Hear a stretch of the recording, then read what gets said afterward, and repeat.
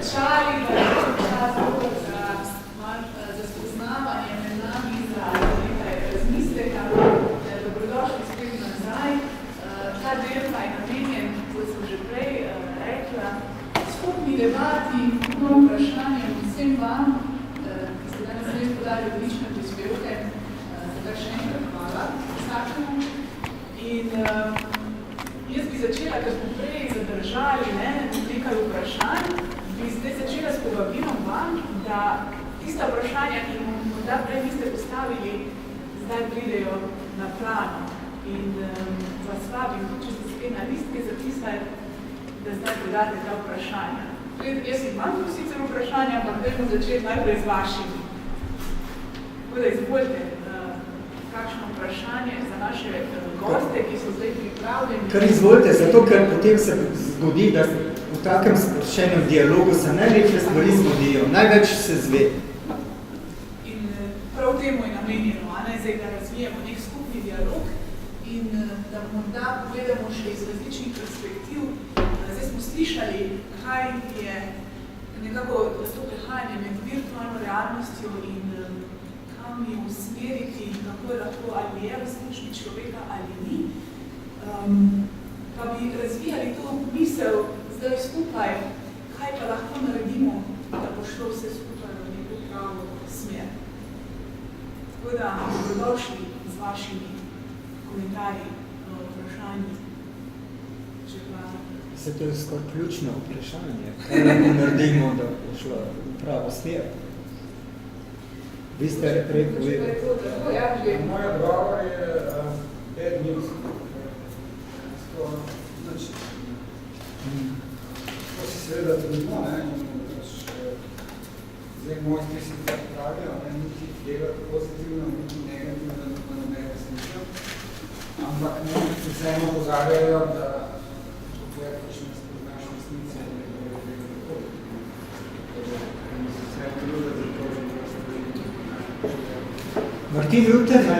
Martin Luther King je pa rekel, sanjam, da bodo ljudje svobodni. In je ta njegov glas šel po celem svetu in hodi ta glas. In ta glas bi pravzaprav morali prenesti vsakega izmed nas. In celom človeštvu to da. In sigurno je en način, da se te stvari, ampak znanstveniki bodo skupaj stopili. Skupaj, vsi naenkrat. Z umetniki. In za kmetje, z vsemi ljudmi. Vsi moramo, tukaj smo v isti zgodbi. Tu je po moje treba tudi sistema spremeniti to smer, samo šolstvo usmeriti, več zdrave kmečke pameti, kot ste rekli, združiti ekonomijo, neuroznanost, kaj svet naravoslovje, umetnost. Samo to ne vidim. Združevati. Že bližnci do moje. Združevati, ja. Tako. Glede na to, da nas bomo že gostili za vašo knjigo Učitelj modrosti vse to, kako to pri vsem tem razumevanju, notranjem razumevanju, še vedno pravite bad news, to sem se že prej napisal, znanost ne, ni šans. Zakaj? Vse to ni moje sporočilo, to je sporočilo modrosti.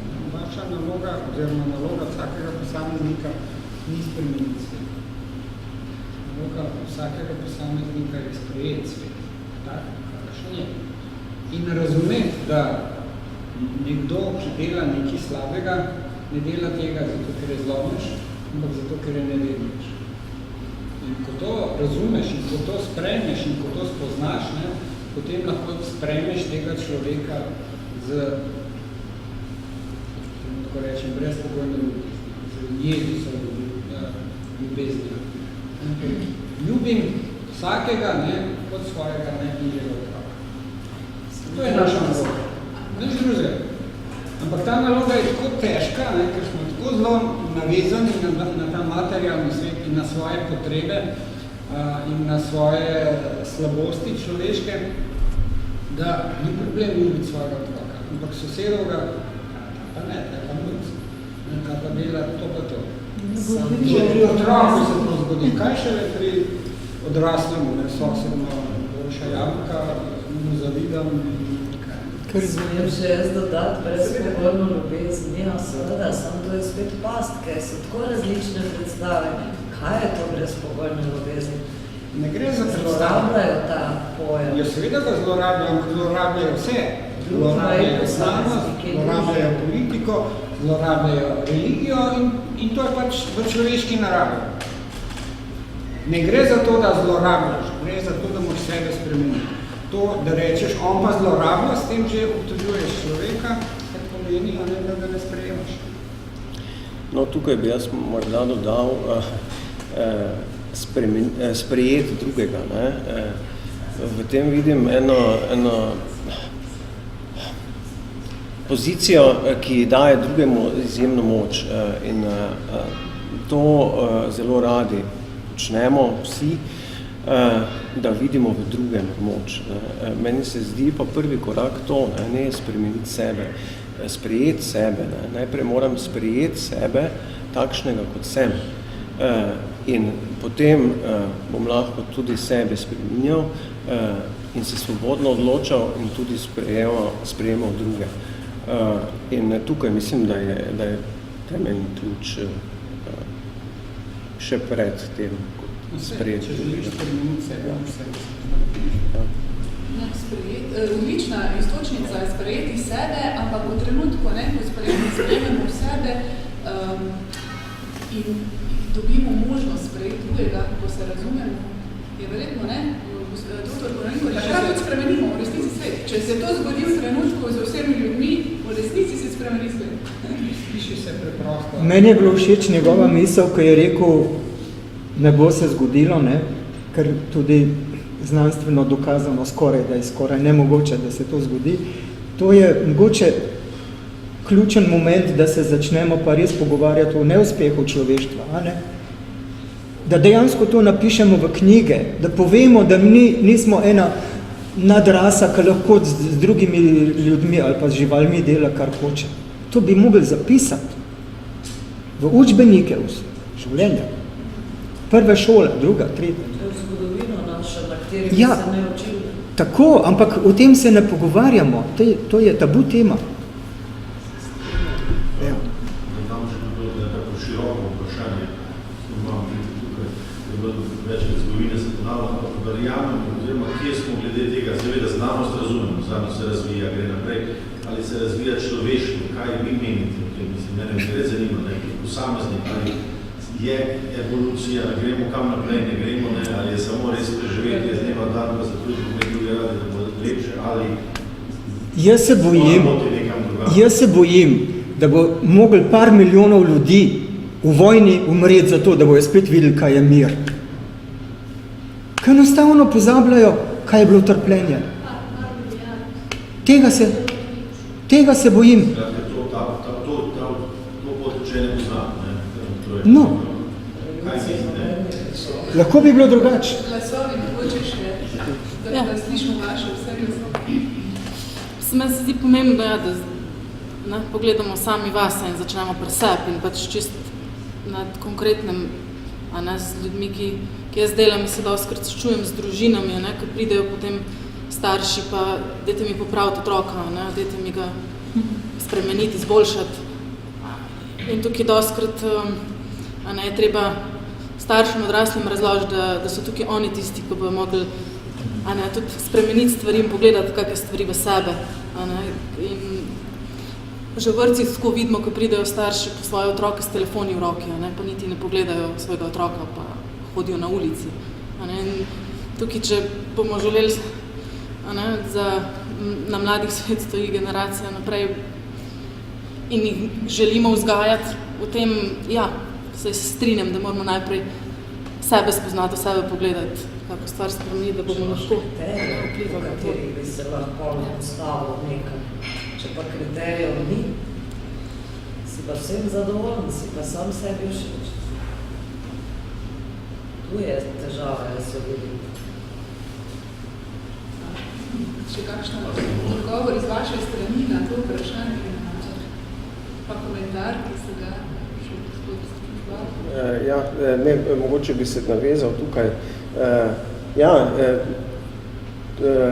Ravno na to velikokrat pozabljamo, ko se pogovarjamo tudi recimo o nekih zasvojenosti, ali za tehnologijo ali s čemerkoli drugim. recimo pri teh uporabi, pretirani rabi tehnologije in spet predlagamo to odgovornost na samo tehnologijo. Ja, tehnologija me bo zasvojila in kriva. Koliko časa v službi recimo uporabljate računalnik? Ne? Če bi sama raba naprave bila tista, ki bi zasvojila, ne? Recimo tako kot heroin, ne? Potem bi vi vsi bili zdaj že neki junkiji, ne? Ampak niste. Ne? In potem pa, ko se pa pogovarjamo o otrocih, ne? Pa naenkrat se pogovarjamo o tem, on kar uporablja, pa kar cele noči je uporabljal naprave, brez da so starši sploh vedeli, ne? In je postal zasvojen. Ne? Ampak, a ni zdaj tu en problem od zadaj? On je cele noči uporabljal računalnik, pa starši tega sploh vedeli niso. Ne? Ali je zdaj to problem računalnika, ali je to problem odnosa med starši in otroci? Ne? In če bi starši z svojimi otroci gojili nek pristen odnos, ne? Bi verjetno sploh ne prišlo do teh problemov. Ne? In se pravi, ni zdaj, in včasih me vprašajo, ne? Kdaj je tisti pravi trenutek, ne? Ali je treba imeti otroka v tej digitalni kletki, ne, zunaj, ne, do polnoletnosti, pa potem tako da alkohol, ne, lahko komaj takrat piješ, ne, ali pa je že kot mali otrok lahko to uporablja. Ne. Jaz mislim, da je prav, da se uči, ne, že prej, ne, ker s tem bo prej ali slej prišel v stik, bo moral to uporabljati. In kakšen odnos bo pa zgradil do naprav, do količine rabe, zakaj uporabljam, je pa seveda odvisno od tega, kako mu bodo to drugi povedali, kako ga bodo starši vzgojili. Ne? In če smo malomarni, ne? Če tam pridemo po otroka in ga niti ne pogledamo, ne? Pa tipkamo, s tem dajemo neko sporočilo. Ne? S tem dajemo sporočilo, kako se to dela, ne? Se pravi, zanemarjamo drugega, ker se posvečamo napravi. In druga stvar, ne, problem je pa, da z njim takrat v resnici ne vzpostavljamo pristnega stika. Ne? In to so vzroki, ne, ki so v ozadju vsega tega. Hvala. Še vaša razmišljanja, kar povabili ste. Aha, Nisem prej povedal. Ste povedali, doktor Tanci bila. Meni je zanimivo, kako se je tehnologija ugnezla, ko ima se tudi zelo veliko pozitivnih možnosti, ne, za razvoj posameznika, za razvoj njegovega znanja, ko se je ugnezila kot neko absolutno dobro. To se pravi, da lahko damo zelo majčkanemu otroku, jaz se vidim po svetu, ko hodam v vozičku otroče, pa ima pametni telefon, pa brska. Pa to ne samo zdaj, že pred časom. Se pravi, ideja je, vse, kar prihaja z tega razvoja, je izjemno pozitivno. In otrok mora to dobiti, drugače ne bo se razvil. Vemo pa, da se zelo hitro otroci navadijo, takrat ko je čas. Se mi zdi z razvojnega vidika, da moramo zelo paziti, kaj so otrokove potrebe. A so res to tiste osnovne potrebe. Ker jaz vidim, včasih se pogovarjam z učiteljicami, pravijo, da starši otrokom kupijo najmodernejši pametni telefon, namesto mu kaj drugega, ne grede, da to je to tako pomemben, ker je to kar drugače bo zaostal. Predvsem pa mora biti pozorni, da temu v resnici ni tako. Zadaj so mnogi komercialni interesi. Ločati to, kaj otrok v resnici rabi, kje so pa tisti komercialni interesi, ki nas ženejo, da je vsakič nov, čez toliko in toliko časa nova aparatura, taka digitalna, taka drugačna. Tako da se moramo rešiti tega, da uporabljamo, ni kriva tehnologija, uporabljamo pač absolutno, težko rečemo, ker je kriva v kakšni stvari tudi, da uporabljamo posebno pri otrocih z razvojnega vidika takrat in v obliki, ki je recimo podpira njegov razvoj. Ne pa kar tako, zato ker je to moderno, ker drugače bo otrok nekaj narobe, če ne bo že zelo zgodaj na šolski s to digitalno tehnologijo. Meni je zanimivo bilo, nekaj vem o teh summit school, ki so jih v Ameriki začeli uvajati, kjer pravzaprav učitelja praktično ni. Ne? Vsak učenec, to so tudi skozi firmo, personalizirano učenje v bistvu uvedli, se sliši zelo fajno, ne? Vsak ima personalizirano glede na njegove kompetence, sposobnosti, zmožnosti, da bo ustrezno napredoval. To so šole, kjer otroci po 7 ur gledajo v ekran, vsak ima malo drugačen programček, pa tiste teste dela, pa kvize in v bistvu učitelja praktično ni, oziroma učitelj skače po razredu, pa rešuje probleme s tehnologijo. Zadaj je lahko tudi to, prvič, da komercialni interes, da se uporablja čim več in da kupujejo šole. Potem zadaj je tudi interes, da ni treba učitelje plačevati, tudi zelo elegantno. Moramo biti pozorni, da se nasno glavo razmišljati, kaj to pripelje, se morda ni kakšne take zadaj, kakšne tudi zarote, ampak včasih pa tudi je, ne hote, to so te nezaželene posledice, ki nas v bistvu, kot ste imeli pritegnjali, ki nas v bistvu ujamajo. Meni je bilo zanimivo, ker je ta vodja tega postovega programa, evropskega programa e-branje, je povedala, da na Norveškem v vseh tistih ustanovah, ki se ukvarjajo z v bistvu napredovanjem tega suporta digitalnega za podpiranje učenja in vzgojno-izobraževalnega procesa, da ni niti enega psihologa, niti enega pedagoga, da so sami računalničarji. To so vse stvari, ki nam veliko govorijo. Ali pa to, ko sem prej povedala, da tisti v Silici dolini, ki to vse ustvarjajo, kako v bistvu čuvajo svoje otroke. Šlo tako, da jih nadajo v običajno šolo, ker je več tega stika z računalniki, kot pa Montessori, ki razvija še ene druge kompetence. In ravno tako zanimiva mi je Finska. Finski otroci že v predšolskem obdobju, ko slišam, bo mogoče malo heretično, da je nekje filozofija ne toliko učiti, recimo že brati, pa računati, pa to, vse te spretnosti, šolske spretnosti, ampak predvsem razvijati spoštovanje do drugega, komunikacija z drugim, inkluzivno vzdušje razvijati in tako naprej. Skratka, ene bolj osebnostne kompetence.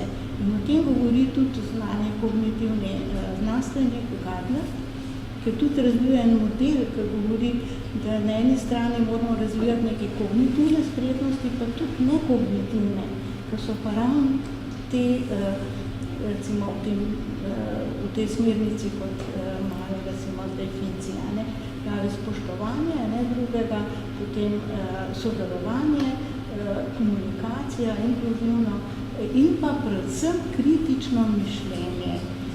Kritično mišljenje, kjer bi posameznik razvijal svojo misel v skupno dobro. To se pravi biti kritičen, pa pogledati, kaj se v resnici dogaja, a je to res v naša skupno dobro, ali ni, ne?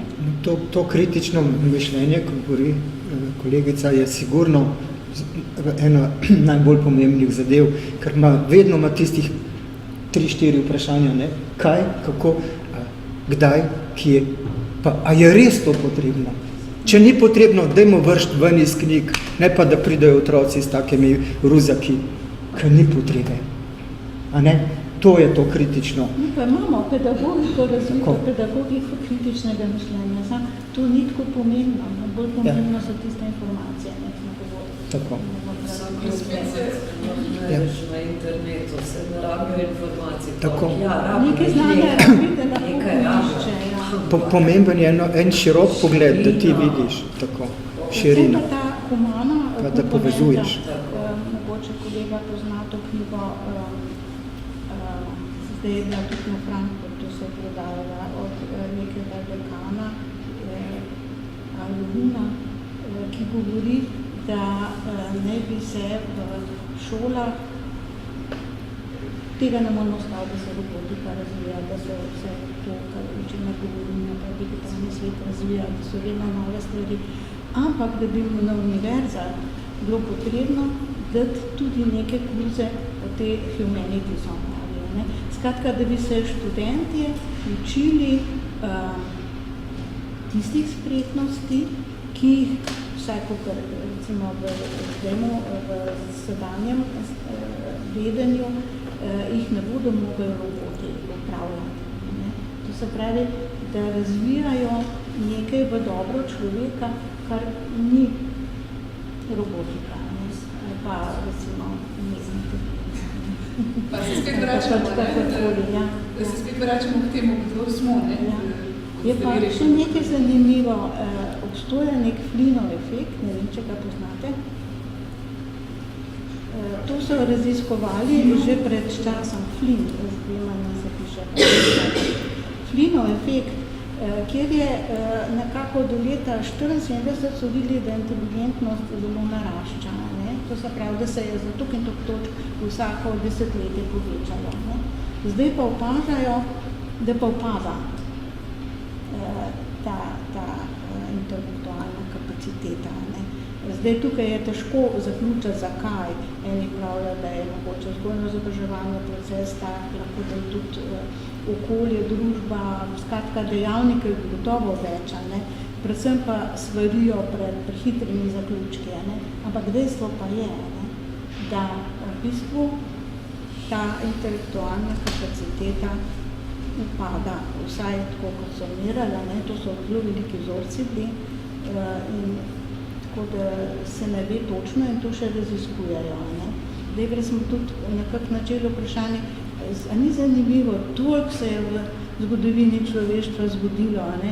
Z nami pa ne, ravno tako je, če berete te različne filozofe, iste slabosti ima, ali pa še kakšne dodatne, ne? Se ne razvija človek kot osebnost, se ne razvija, da bi postali neka nadgradna nečesa, kar se je že nekoč v preteklosti začelo. Ne? To je zanimivo. To je tudi odgovor na tvoje vprašanje, da si ga postavlja samo tehnologija napreduje, znanje napreduje, človeška zavestnost. Jaz bi vprašanje, mogoče vzročila... Jaz bi sam še nekaj bi dodala, tukaj smo govorili o kritičnem mišljenju, čistko konkretno iz moje prakse, ker jaz delam dosti tudi teh preventivnih predavanj v osnovnih šolah, srednjih šolah, tudi gimnazije. In ko imam predavanje o tem, o zasvojenosti, o stvarih na spletu, kaj počnejo, pa jih kdaj malo sprašujem kakšno vprašanje, pa izzovem. In se vedno sprašujem bolj domov, ko moj partner, psiholog, pa se pogovarjajo potem doma, ker vedno je tišina. Nikoli ne dobim nobenega odziva ali pa včasih tudi mogoče dam kako tako sliko, da jih malo bi sprovocirali ali pa kaj, ampak je vedno in se pa dostikrat sprašujem, pa kaj se dogaja, da tudi recimo po gimnazijah, ne vem, ko je pač vstop za univerzo ali pa srednjo šolo, karkoli, nikoli ne dobim, če vidijo, če jim dam sliko Fortnite, ne video igre, vsi takoj začnejo, pa se razveselijo, pa tudi ploskar sem že nekje zaradi tega. Ko pa jim dam kakšno tako, samo vprašanje, da malo razmisliti, ali pa njihovo mnenje. Stvari se zgodijo v otroštvu, ko si v vrtcu ali pa ko si mečkan, takrat si zgradiš osebnost, ne? In če imaš takrat dobre ljudi zraven sebe, lahko zarasteš v enormno pozitivno osebnost brez problemov. Ker pa tega ni imel, je pa dobil glih obratno sliko. To se pravi, da je blazno pomembno kako smo vsak trenutek do otrok, da ima vsak otrok eno svetlo točko, da vedno lahko reče, na njega se pa lahko vedno obrne. Mogoče bi se jaz tukaj navezala, namreč obstoja en neuromit, ki ga psihologi ali pa tudi starši zelo dobro poznate, 3. leta, od 0 do 3, da se tam zgodijo najpomembnejše stvari. Ampak recept je tak, otroka vključiti to čim več stvari in dati čim več igrači, dam čim več, da se bo umsko razvijal. A raziskave kažejo, nevroznanstvene, pa tudi druge, kažejo, da pravzaprav je tisto, kar je pomembno v tem obdobju, da ima ustrezno čustveno klimo, pa potem se bo tudi kognitivno razvijal. Predvsem tudi otroci, ki se spomnite iz tih romunskih otrok, ki so živeli v tistih sirotišnicah, pa ni nihče skrbel za njih. Ne? Tam se je v bistvu zgodilo to, da ti otroci kognitivno, pa tudi osebnostno, čustveno niso napredovali. Ne? Ampak ko so jih dali posvojiteljem, so ugotovili, da so se ti otroci dosti hitro kognitivno razvili, ne? Niso se pa toliko razvili, ker so me pač neko ustrezno to klima, je pa dlje časa trajalo, da so se pa v bistvu tiste zaostanki na čustvenem področju nekako spostavili. Kar se je pa kazalo v navezanosti na posvojitelja, koga je sprejel in podobno. Skratka, več raziskav kaže, da je tisto, kar je pomembno, je ravno ta čustvena sfera, na katero manj mislimo. Mi ga bombardiramo za ne vem čim vse, ne? Tako da je ta neuromita 3. leta v bistvu zdaj razjasneno, oziroma se ve, da je mita, neuromita. Kako naši možgani se razvijajo. Doktor Kolovin, kot tu mogoče še vaš pogled, v bistvu ste prej rekel, da tehnologija se zelo hitro razvija, ampak človeška zavest pa ne. Pa vendar za tehnologijo v resnici zdaj trenutno, kot vemo še, stoji človek. Se pravi, človek je tisti, ki razvija to tehnologijo. To pomeni, da vsaj nek napredek v človeku verjetno je to vprašanje. Znanje se popiči, znanje se uporablja za razvoj tehnologije, ampak treba je ločiti na znanje in inteligenca, ki je sposobno problemo in pa človekovo zavest. To sta dva pojma, ki jo mnogi mešanica, ko reče, da je inteligentno, hkrati misli, da je zavestno človek. Zelo inteligenten je lahko nek politik, ki spletkari in izkorišča naredi, ali pa nek menedžer, ali pa nek morilec, če hočete, mora biti zelo inteligenten, da uspe narediti tisto, kar želi narediti, ampak njegova zavest je pa čisto nekaj nivojo. Problem zavesti je pa seveda ta, da jo ne moramo meriti, jo ne moramo vzgajati, pravzaprav niti ne vemo, kaj to je. Znanost zavest danes ne znam definirati, jo sicer seveda preučujemo, opazujemo, poskušamo opisovati, ampak je neopisljiva. To je isto, kot bi rekel, kaj je Bog. Bogu ne moramo nič povedati. Enostavno je preko vseh naših pojmovanj, besed in enostavno nič pametnega v njemu ne moramo povedati. Isti problem je za zavest.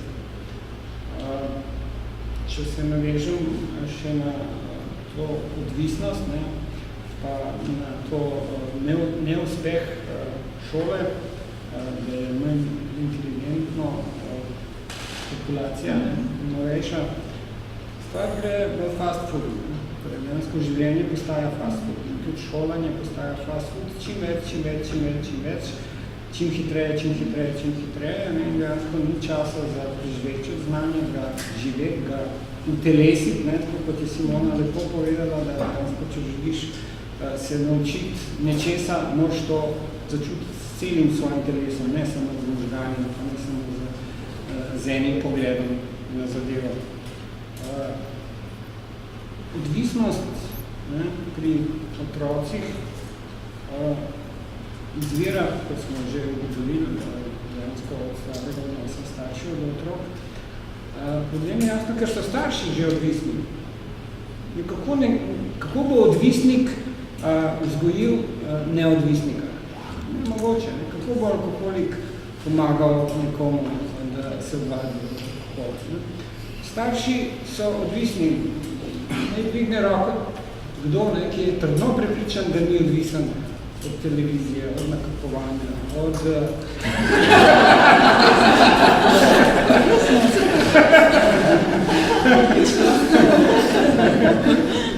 ali pa od nekih kavic mogoče, ali pa sladkarin. Dejstvo je, da smo vsi krvavi pod kožo, ampak pomembno je, kaj delaš v življenju, kako navzven vstopaš, kakšen odnos imaš do ljudi. A ne? Ker hudiček je vedno prisoten, ker nekdo reče, jaz sem nadolžen, takoj hudiček pride. In dvomi. In takrat ga treba pregnati. Tam mesto, mi pa gremo svetlobo. Če govorimo o vzgoji, dejansko otroka se ne da vzgojiti. Otroka lahko samo ljubiš. To je edino, kar otroku lahko ljubiš, zares. Vse ostalo pride pa samo od sebe spontano. To je lepa misel. Če ni ljubezni, pol ne more biti nobene vzgoje, nikakor ne. In ljubezen lahko pride samo, če sebe poznaš in sebe vzgojiš, da tako rečem, preuzgajaš, ampak ne preuzgojiš naenkrat. To je celo življenjski proces. In če res nisem ničesar odvisna, vsaka čas, kapo dol, jaz priznam, da sem odvisen od 1000 stvari. Mogoče sem odvisna od dobrih misli.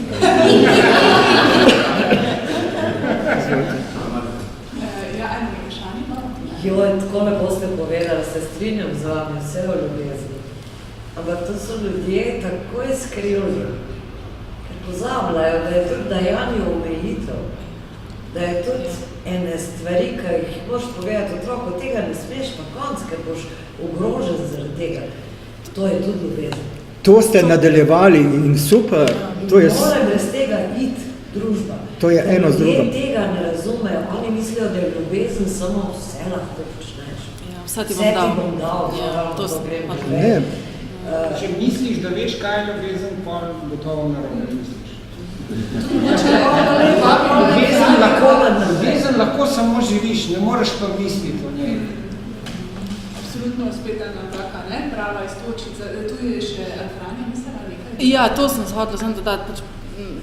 Spet, iz prakse izhajam, doskrat so te starši, je pač vse mu nudno, vse bomo za njega naredili. Ljubimo ga, vse bomo dali, ampak je to, so tudi omejitve, pa biti ustrajen, pa reči ne, ker spet, tudi mi odrasli pol izhajamo iz sebe, zato ker jaz nisem imel, pa bomo vse nudili otroku, in tukaj je treba spet to, da moramo mi sebe spreminjati, pa se razumeti. Kjer od staršev bi upal kariero svojo dati na kocko, da bi par let spremljal otroka nekam? Imamo še, imamo še tule?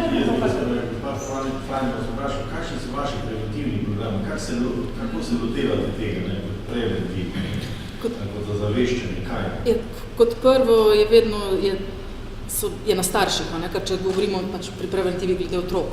So starši, so zgled, eno je to, da se oni zavejo, kaj oni počnejo okrog, pa zakaj te stvari počnejo. In pač tako, ko smo prej govorili, komunikacija, interakcija, dialog z otrokom, to čutila, vzbuditi vsa čutila pri otroku, te stvari, na ta način vzgajati. Tam je zadaj, imamo še nekaj. Ja, jaz se še rada bi sam dodala nekaj svoje mnenje, da ta virtualni svet ali pa to, kar je nas vsestransko, vsekakor nudi vsakemu pot do uspeha ali pa do večje rasti, vsak ima pač svoje algoritme glede na svoje zavest in zavest moramo odvivati vsak na sebi. Ne morajo nekdo drug za nas, ne. Ampak se pa pod tisem te harmonike še več čas, ker sem hitro končala, ne, pa dva sta tudi z področja umetnosti in arhitekture. Mislim, da na tem področju se da še veliko narediti, ne.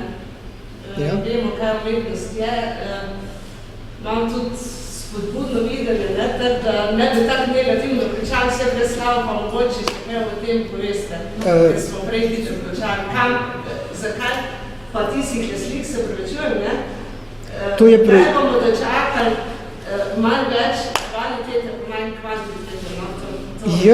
Jaz bom tako rekel, srčno vabim vsakega izmed nas tukaj, ali pa nas, a ne, ko smo tukaj, da naredimo nekaj v ta svet. Nikoli ni bila nobena stvar sama narejena brez sočloveka.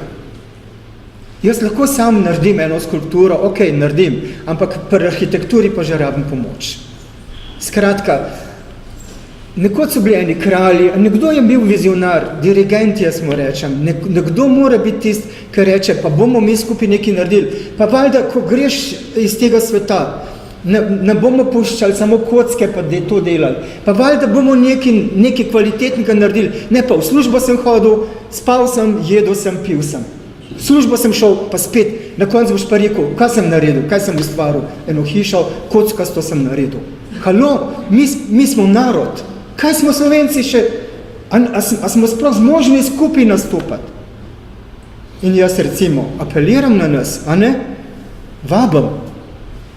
Lahko tako stvar skupaj naredimo.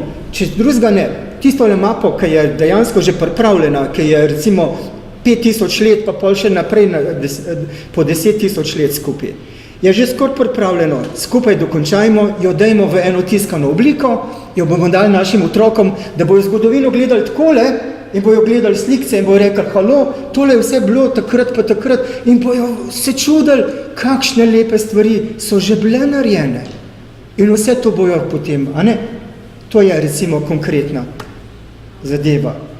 Jaz bi tu se kar navezala na vprašanje umetnosti in ustvarjalnosti. Zanima me, ali je lahko umetnost in ustvarjalnost odgovor na mogoče vprašanje, kako imeti zavest, prostega časa. Kako razširiti zavest. Sigurno. A je lahko košček, ki bi pomagal družbi, da se spomni, ali pa človeku, da se spomni, kdo je. In to vprašanje tudi, gospod Nenad, na vas, mogoče nastavljam tudi iz vašega zornega kota, pa gospod Rudolf, na vas kot umetnika iz tega vidika, tudi vaše izkušnje. Kaj to naredi? Ja, moje mnenje je, da zagotovo, zato ker je ravno ta estetski kriterij je tisto, kar nas vrača od kognitivnega k celoti, da o umetniškem delu ne razmišljam, ampak ga doživim. Doživim ga s svojimi čustvi, najprej s svojimi čutili, začutim, mora ta informacija pride do mene. Ni samo, da od nekod berem ali pa gledam nekaj, kar se kar nekaj zvrti in o tem potem zglabljam, ampak se me to dotakne se me celovito. In to je estetika, to je bistvo, ki me pa spet vrne nazaj in v moje telo in k mojim čutilom, k mojim občutkom, čustvom in to potem lahko povežem s svojimi razmišljanji in takrat bodo tudi moje misli jasnejše, čistejše in tudi upam pozitivno usmeriti. Mogoče smo pri tej čarobni palčki, ko se sprašujemo, kaj otroku pravzaprav dati, kaj mu nuditi, pa nudiš mu pravzaprav to, kar si sam imel v otroštvu. Nudiš mu možnost, da se igra v vodi s temi kamečki, z naravnimi materiali. Da ima lesene kocke, ki so pravzaprav za njega cel božanski grad in ne vem kaj, ne pa da mu jih skuraš in da rečeš, to pa ne boš se ti igral, kamenčke mečeš stran, živalce mečeš stran, in tako naprej. Skratka, dovoliti otroku, da gre tudi on skozi otroštvo in se z njim igrati. Imeti čas za njega in si vzeti, recimo, jaz ne vem, jaz se upravičujem, ampak jaz sem si svojo kariero stran vrgel samo zato, da sem se lahko otroku posvečal, ker sem videl, da je talent za ples. In danes pleše v operi. Izvolite. Še ena past je tega, da so starši kot roni, ki otrokom ne pustijo, da bi sami doživljali, pa da bi bilo dokaj, pa da bi se mogli sami znajti. Ne, ker starši živijo na mesto otrok, mislijo, da živijo. To je tudi narobe. No, to je to, kar sem nas prej vprašala, kaj je to brezpogojna ljubezen. Ste mi rekli? To se ne da v besedi. Ampak tole, kar ste rekli, ni brezpogojno. To se pa ve. Če hočejo vse pomagati, oziroma vse na mesto otroka, da mislijo ga, pa ga skozi suportirajo, to sploh ne. To ni. Ne. Samo ljudje si napačno razlagajo. Se vam predstavljate, ne, da lahko z ljubeznijo udariš otroka? Če je njegovo življenje... Ne samo življenje, še kaj drugega je lahko ogroženo. Torej, ni nujno, da je ekstremna situacija. Danes učitelj v osnovni in v srednji šoli ima zvezane roke, ne sme fizično karkoli narediti z otrokom, pa je zelo očitno, da tisti otrok rabi eno vrco vred. Zelo očitno. Eno bom povedala, ker me je bilo dolgo sramno povedati, pa jo zdaj povem. V osnovni šoli niče se otroku ni upal postaviti po konc. Nekoč smo imela en hud krah, mulc je bil 4. razred, 5.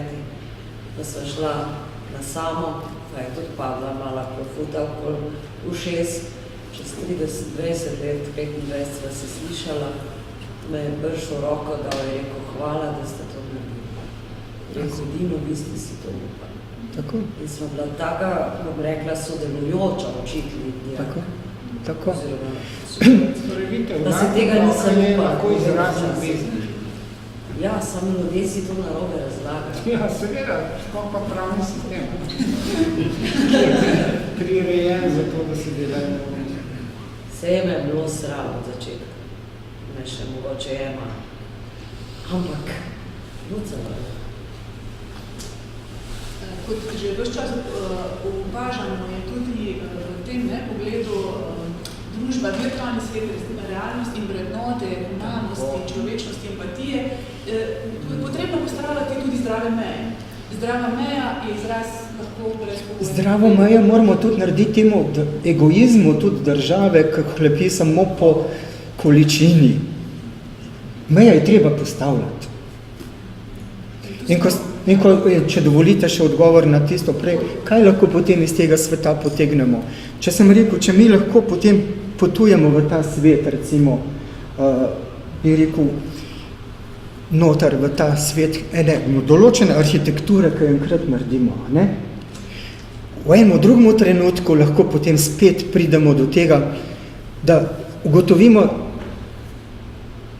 da smo vsi soustvarjalci, da smo vsi umetniki, ki bomo to stvar probali narediti, tudi tisti, ki bo denar dal, ne samo en človek. In kaj nazadnje gotovimo, ko se ljudje pa tam dobro počutijo, pa rečejo, kako je meni tle lepo. Dejansko te to lahko zdravi.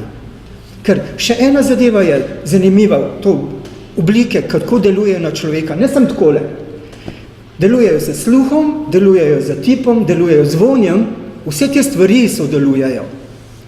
In ne smemo pozabiti, velikokrat je to, da si ti mrk, pa da si tiho, lahko največji zločin za nekoga drugega, ki bi pa rad toplo besedo. Ne? Tudi molk je lahko ubijalski. Pogled, ne? Zato se je treba tega osvoboditi, reči, nič hudega, če so drugi taki. Jaz ne bom, pa tudi, če si edini na svetu. Moraš gojiti ljubezen naprej. Tudi, če jih dobiš po glavi. Ampak tako je. To je toliko v ta odgovor. Zato, ker mislim, da se vsi strinjamo. No? V enem trenutku pa bomo mogoče to doživeli skupaj. Ustvarjalno znanost, ljubezen, zdaj povezujemo pojme, ki se zdijo v družbi in malo ločeni. Ampak dejansko skozi ves današnji dan spoznavamo, da so zelo prepleteni. Tako.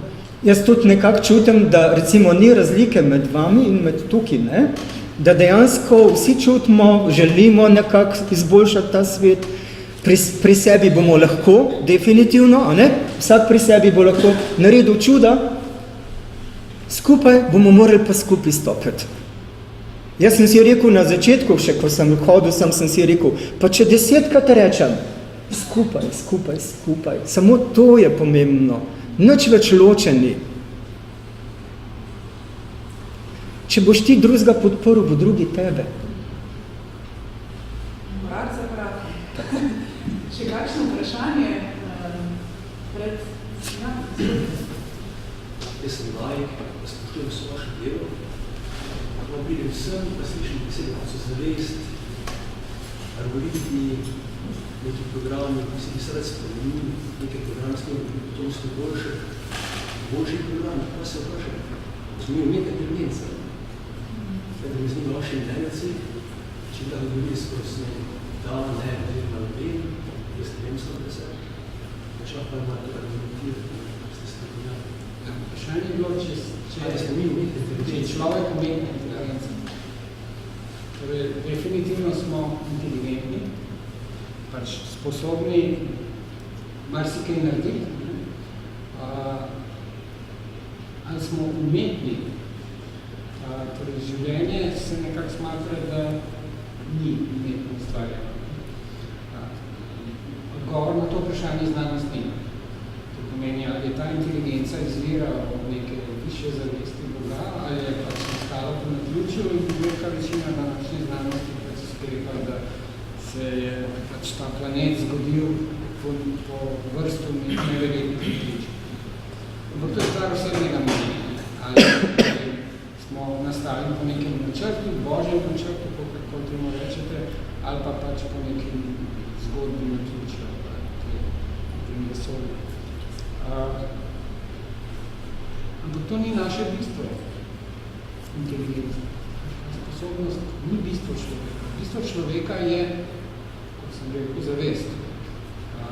Bistvo človeka so človeške vrednote, ljubezen, sočutje, ponižnost do celotnega stvarstva. Ne ponižnost do soseda, ki ni kralj, ampak ponižnost do narave, skromnost, pogum biti iskren, pogum slediti sebi, pogum narediti nekaj, čeprav ti grozi, da te bojo opustili v službi, ali pa da ti bo še prihoži. Vse te vrednote, to je bistvo človeka. Inteligenca je pa pač sposobnost, in to sposobnost si pridobivajo tudi živali, tudi opice so izredno inteligentne, sposobne, v marsikateri nalogi so boljše od človeka, kot inteligenci. Računalniki tudi pridobivajo na sposobnosti reševanja problemov in v marsikaterem problemu so že boljše od človeka. Ampak zavesti pa ni. Torej, zavest bi morala rast v povprečju, če gledamo človeške kulture, v zgodovini človeške zavest ne rast. Raste pa pri vsakem posamezniku. In ko govorimo o posamezniku, kaj posameznik pravzaprav sploh pomeni? To je ena duša, ki se uči in duhovno raste, pa mogoče je ta duša delala v preteklosti, v preteklih stotih življenja vsakojake neumnosti, dokler ni spoznala, da so to res neumnosti in potem je nehala to početi. Meni je to zelo blizu, z tem, ko se igramo na tem materialnem planetu, če si ga predstavljate kot 3D virtualni svet, tole je vakuum, tole je dejansko vakuum, pač samo neke fizikalne sile mi pripričujejo, da tle moja roka skozi. Če bi uredil atomčke, bi šlo lahko preprosto skozi. Torej, to je dejansko tudi, lahko rečete, celo rečete lahko digitalni svet, kajti ne, pač kvanti so digitalizirani. In ta svet, materialni svet, ima neke svoje omejitve, fizikalne zakone in ima najverjetneje svoj namen. Jaz verjamem, da je namen tak, kot modrci tudi pravijo. Namen je učenje. Namen je, da se učiš, spoznavaš in potem, ko spoznaš, vidiš, da je vse skupaj igra. In takrat si sposoben sprejeti in takrat si sposoben ljubiti brezpogojno vsakega, tako kot Jezus. Največjega zlikovca ali pa največjega dobrotnika enako sprejmiš. Dokler pa tega ne spoznaš, seveda si pa omejen, si navezan na materialni svet, imaš svoje omejitve, svoje odvisnosti, mogoče ne ravno od kave, ampak pač od česa drugega, tudi od tega, da te hvalijo, pa da ti aplaudirajo. Tudi to je odvisnost. Tagore je rekel, potihem prosim za hvaležnost. In ne sredi. Zanimivo vprašanje, kaj pa še drugi odgovori na to isto vprašanje, ker je povabil gospod vseh odgovora, ali smo umetna inteligenca, ker vas povabim po vrsti, a ne naprej. No, jaz bi rekla, da nismo umetna inteligenca, ne? In pa mogoče tukaj predstavlja nekaj, recimo, ko smo prej govorili o kritičnem mišljenju, ne? Kakšna je definicija kritičnega mišljenja, pa pedagogika kritičnega mišljenja. To ni, kritično mišljenje ni samo logika, kako ga boš pripeljal do tega, da bo recimo tako mislopatija ali pa kaj je po logičnih pravilih dobro, kaj ne, oziroma pelje nekam. Ne? Se pravi, kritično mišljenje ima tudi, rečemo, dispozicije, ne? Se pravi, na eni strani gre za neko racionalno razmišljanje, tudi recimo za dedukcijo, indukcijo in tako naprej, ampak ima dispozicije, kot je samospoštovanje, integriteta in podobno. In šele obe skupaj, ko se pravi ta inteligentnost ali čas malo zmoti ta inteligenca. Inteligenca smo včasih rekli, da je ime oziroma poimenovanje družbene skupnosti ali pa družbe, tistega dela družbe, ki ustvarja recimo na bolj intelektualnem nivoju. Torej, inteligentnost sama po sebi, sploh, kako je že bilo rečeno, še ne pomeni nekega kakšnega napredka človeka. Lahko gre, se vemo pri Fejmanu, ki je rekel, da se dobri nameni vodijo k pogubi, k peklu, prej je premalo. Zato se zelo forsira pri kritičnem mišljenju tudi ta, kot se reče, dispozicija, to so te neke osebnostne kvalitete. In šele oboje skupaj da potem ta rezultat, da se ustvarjajo stvari v skupno dobro ali pa v dobro, recimo, človeštva, če tako rečemo, da je spet lahko bi se ustavljali te pojmo, kaj to je, ampak recimo, da intuitivno lahko razmislimo, kaj je. Se pravi, tudi modeli, recimo, kritičnega mišljenja nikoli ne grejo, recimo, Gardner je govoril o 5 sposobnosti za prihodnost. Vedno je dal zraven, poleg te razumerske, kognitivne plati, še te osebnostne kvalitete. In v bistvu to je tisto, kar ne bi pri vzgoji in izobraževanju se podpiralo. Ne samo, da smo pa tako, ja, in tudi tako visoko cenimo nekoga, ki zna skrivo misliti, reševati različne kognitivne naloge, je pa na tem področju pa mogoče bolj bosa, oboje mora biti. Šele potem bo mogoče človeštvo nekako šlo malo v tako smer, da gre za skupno dobro potrebno. Modrost gre preko preko racionalnosti in preko vseh pravil. Vi modrosti ne morate spraviti v pravila. V besedi se jo ne da. Lahko napišete 1000 knjig, pa se ne boste nikoli dotaknili modrosti. Modrost pomeni to, v danem trenutku nekdo, ki bi racionalno razmišljal, bi rekel, to je prav, ne? Modrec bo rekel, ne, tole. Pa bo na videz potem ponovil se čist identičen trenutek, ne? Pa bo modrec rekel, ne, zdaj v tem trenutku je pa tole prav. To pomeni, da je treba pravila kršati, če želite delovati v dobro človeka. Se pravi, dvakrat smo že, mislim, da že bili, ne? Zdaj pa valjda naprej. Jaz bom povedal sem kratko anekdoto, da dejansko sem imel srečo, da sem srečal Jožeta Kastelca, tak je napisal uvod v legende egejske, pač te grške bajke. In sva bila prijatelja in sem ga srečal na vlaku, ko je on pripovedoval te svoje zgodbe, ki je imel tako širino znanja iz zgodovine. Cel vlak se je strnil skupaj in vsi so ga prišli poslušati.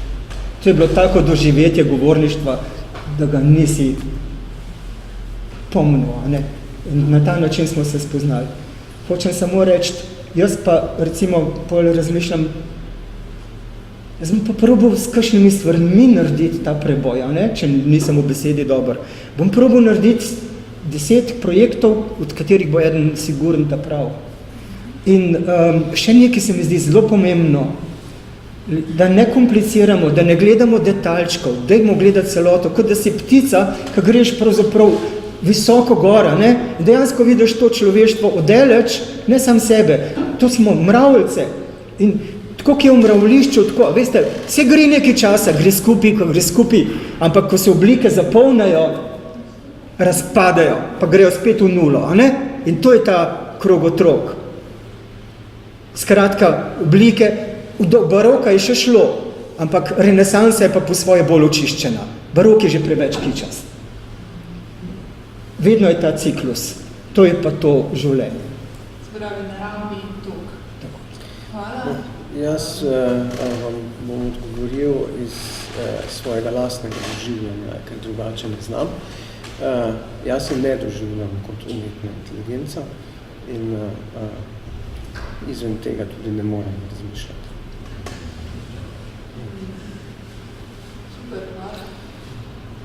Mislim, da ne, upam, da ne. Zato, ker čutim, se meni zdi to zelo pomembno, to, kar mi doživljamo, ne, notranji svet, svoje čustva. Ne, mogoče eni ljudje smo, ali pa so na avtopilotu, ne, zjutraj ostati služba spat, ne, ampak jaz lahko spet tudi sama iz sebe izhajam in o tem, da sem iskala besedo, pa ne znam niti obesediti, ali sem srečna, ali zadovoljna, da sem, in se zavedam, da sem, da obstajam. Da imam možnosti sokreiranja tega in tako se mi zdi to pomembnost, čutenje, čustva. Super, hvala lepa. Upam, da je bil odgovor, da je prišel ali pa vsaj sprožil novo vprašanje. Prej ste nekaj hotela vprašati, če dovolite. Jaz se predam začnemo zaključni misli, vem, da smo eno vprašanje še bilo. A ste že slišali odgovore?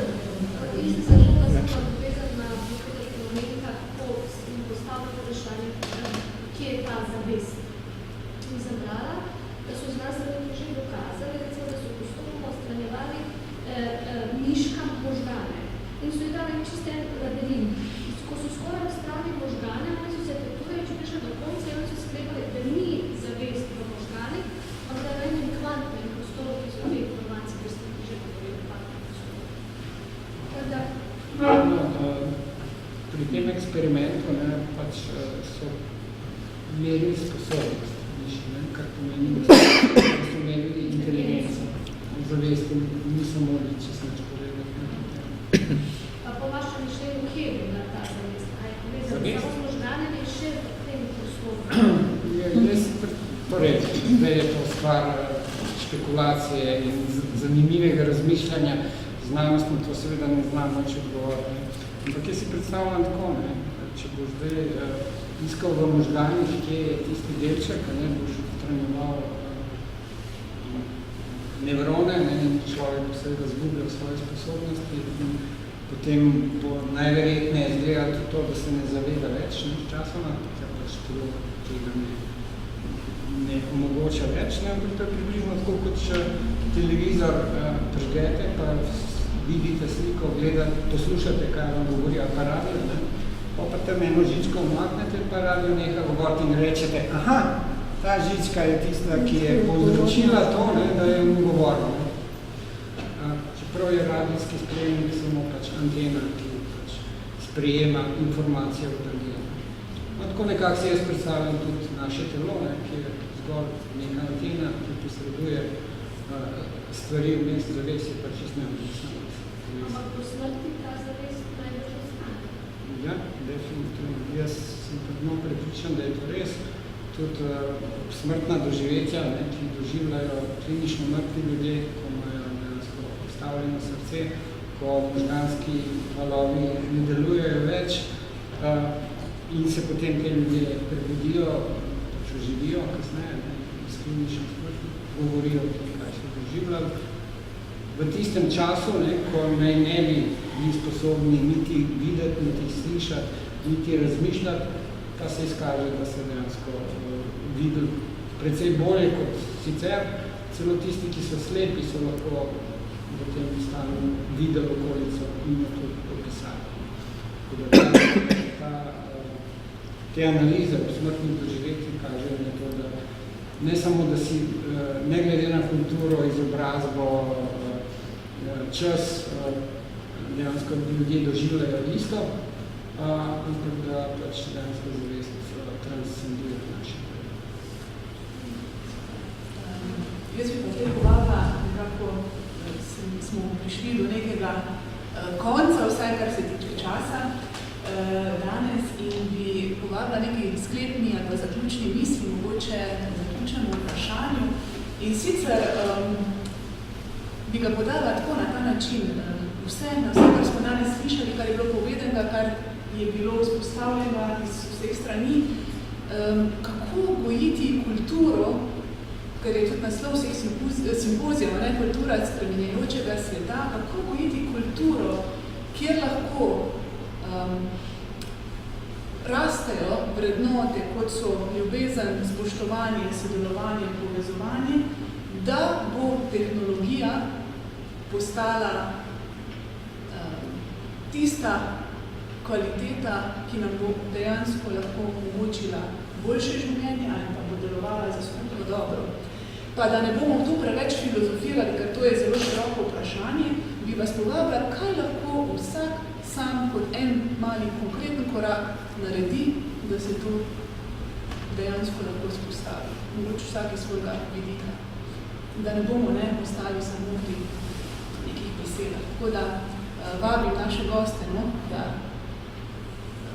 odgovorijo. Da jaz ne pozabim povedati, bi si srčno to želel, ker sem presrečen, da sem v tej okolici in tako čudovitimi ljudmi. Želim, da se izmenjate naslove, da se dejansko še dobivamo, da se še kontaktiramo, da ne bo šlo to kar potem v pozabo, ker je škoda, ker na ta način pravzaprav ta kolektivna zavest raste. Ker zakaj bi iskal zdaj nekje somišljenike, če jih imaš tukaj, pa ne vem kje, da ti drug reče, ne, mene pa to ne zanima. Hvala lepa, super. Še preostavimo. No, kaj jaz lahko naredim, jaz vidim svojo vlogo recimo v povezavi z tehnološkim razvojem, če zdaj na to gledamo, v tem, da govorim o tem, da povem, kaj sem o tem spoznal, do zdaj sam, kaj sem se tem naučil, in morda je eno najbolj bistvenih sporočil to, da smo mi še vedno ljudje, ne glede na to, da je pač tehnologija obstaja, spremenjujoč je svet že odvedno in je to še pač ena stvar, ki je prišla v naše življenje. In če jo bomo kot takšno gledali, mislim, da bomo nekako sposobni jo tudi asimilirati v svoje življenje. Če pa jo bomo videli kot nekaj tako vsemogočnega in super specialnega, potem pa se jo bomo podredili in to je tisti konec, ki se ga nihče ne želi. In se mi zdi to pomembno povedati. To je moj doprinos. Super, najlepša hvala. Ja, meni se zdi pomembno, da se vsake toliko malo stavimo, pa razmislimo, kje smo, pa vprašamo vprašanja, čemu služi, kar počnemo, čemu je to namenjeno. pač ta osnovna vprašanja, kje smo. A res radno tja drvet, kamor drvimo? A je res tisti denar, za katerega se cufajo ljudje pa bojujejo? Pa ni res, se lahko ljudje izmenjujejo hrano, zato ne panike. Če vse denar propade, Slovenci ne morejo propadati, ker znajo delati na zemlji. Znajo se menjavati. Od nekdaj so to delali, zato so preživeli. Zato so preživeli. Ne zaradi. Super, hvala, obima, če imaš kakšno misel vprašanje? Ne. Vsake toliko ko razmišljam o tem, o napredkih in tehnologiji in tako, in se doskrat se bom spet na tebe osmerila, ker se pogovarjava, pač ko izhaja iz manjše afriške kulture in lokalne, kako so stvari drugače, ampak me vedno vrne tja v tisto, včasih moramo samo pogledati malo stvari, kako je bilo, ali včasih, ali pa kje, da se v bistvu vrnemo nazaj, nekako v ta prostor, tako, da malo to, zdrava. Super, bravo. Hvala lepa. To sem še hvala. Doktor Vance Gula. Ja, jaz mogoče sem se dotočila na to refleksijo. Se mi zdi, da je zelo pomembno, če razmišljamo, da ne gremo tako slepi, skozi življenje ali pa skozi različne dejavnosti, ki jih upravljamo, ampak da razmišljamo, reflektiramo, kaj delamo, kako delamo, pa da reflektiramo tudi širše družbeno okolje, tudi v tem novem digitalnem času. To se pravi, da ne smemo se vdati v neke trende, zato ker se vsi razmišljamo. Pri tem pa seveda to kritično mišljenje, ki obsega tudi te notranje vrednote, ne samo ekologiko razmišljanja, zelo pomembno. Pa verjetno veliko branja. Ja, bi prej rekla tako, da gledate, da smo celoviti, da nismo tako, kot rečemo, kultura dveh vrstov, pa da vse prelagamo na te digitalna sredstva, ampak da govorimo to, kar smo, jaz sem že prej omenila to znano pravilo, ki velja v nevroznanosti,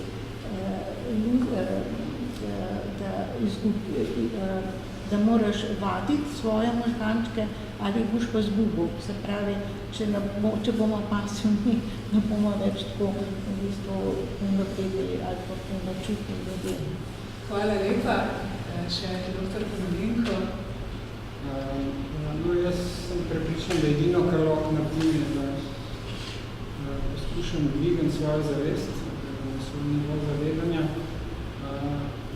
in biti zadost ponižen, da si ne domišljam, da lahko ne vem, kaj naredim in da lahko spremenim svet, kajti moj ego se bo prej slej, če bom tako razmišljal, napihnil in bom se šel v vašo smer.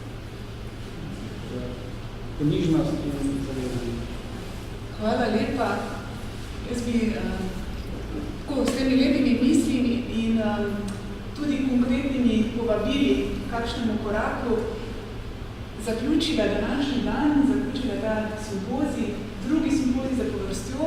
Lepa hvala vsem vam, da ste prišli, da ste delili, da ste odprli se in izmenjali ta vaša spoznanja, čas, dialog. Lepa hvala vsem vam, ki ste se nam pridružili danes in vsekakor vabljeni na naslednji simpozij, tretji za povrstjo, ki bo 8. decembra, tudi v teh prostorih, isto s pričetkom ob 10. uri, spet z novimi gosti na novo zanimivo temo. Danes upam, da smo vsi, ali pa da bomo vsi šli domov z neko novo iskrico, novim spoznanjem, novim občutkom, morda z novo perspektivo, pa morda tudi z novim vprašanjem, na katerega lahko skozi vsak dan iščemo odgovor. Tako da, hvala lepa vsem, morda še Domen, če imaš ti še zaključno besedo. Imam zaključno besedo, sam zaključno zahvala, tako da si to vse. Aplauz. Ja, eno aplauz.